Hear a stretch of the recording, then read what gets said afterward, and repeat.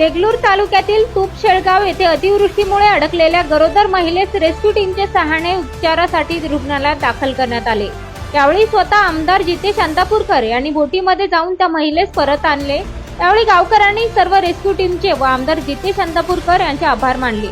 सोयीसाठी पाण्याचा स्तर कमी होईपर्यंत रेस्क्यू टीम मदतीस ठेवण्यात यावी अशा सूचना आमदार जितेश अंतापूरकर यांनी प्रशासनाला दिल्या।